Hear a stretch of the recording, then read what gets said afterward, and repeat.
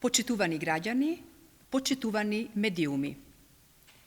Во последните неколку години, економските и интеграцијските политики на Социјалдемократскиот сојуз на Македонија донесоа поголеми плати и пензии и економска стабилност во услови на повеќе кризи.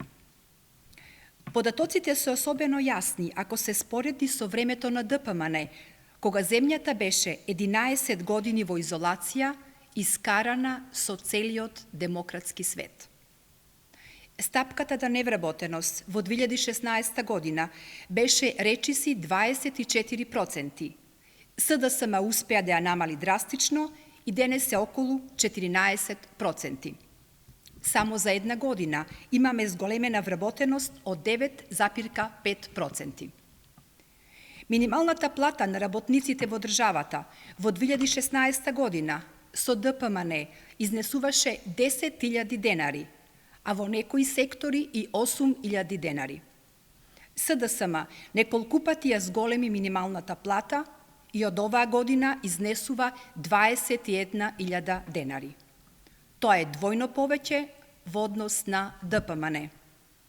Просечната нето плата во 2016 година изнесувала околу 22.000 денари.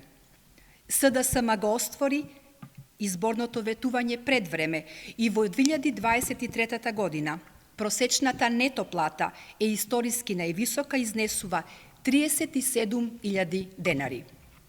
Со политиките на Социјалдемократскиот сојуз на Македонија 230 евра месечно повеќе во семејниот буџет на работниците во државата.